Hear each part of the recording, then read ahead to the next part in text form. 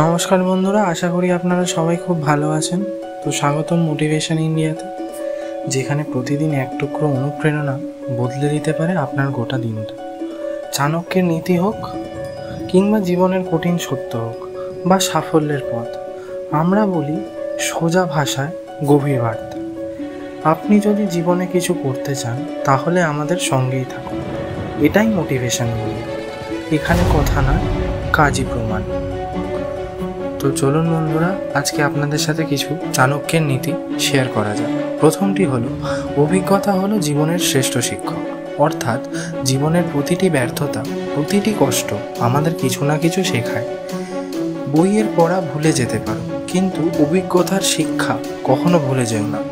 দ্বিতীয়, গোপন কথা রক্ষা করতে না পারলে সাফল্য অধরাই থেকে যাবে।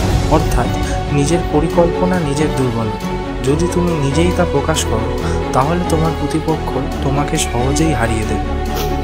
তৃতীয়, দুর্বল লোক যখন রেগে যায় তখন সে নিজের ক্ষতি করে ফেলে। অর্থাৎ রাগ যদি তোমার উপর নিয়ন্ত্রণ পায় তাহলে তুমি নিজের শত্রু হয়ে উঠবে। শক্তি নয়, বুদ্ধি দিয়ে রাগকে জয় করো। চতুর্থ, জ্ঞানই হলো এমন এক ধন যেটা কেউ চুরি করতে পারে না। অর্থাৎ টাকা পয়সা একদিন হারিয়ে যেতেই পারে, কিন্তু যেটা তুমি জানো সেটা তোমার অজীবনের সম্পদ। পঞ্চম, ভুলে যেতেই পারো বা ভুল হতেই পারে, কিন্তু সেই ভুল থেকে শিক্ষা না নিলে সেটা পাপ হয়ে যায়। অর্থাৎ একবার ভুল করো, শেখো, তারপর আর সেই ভুলের পথে পা রেখো না। এটাই প্রকৃত জ্ঞানের পরিচয়। ষষ্ঠম, ভয় পেলে বিজয় দূরে সরে যায়। অর্থাৎ ভয় যদি মনে বাসা বাঁধে তাহলে লক্ষ্যে পৌঁছানো অসম্ভব।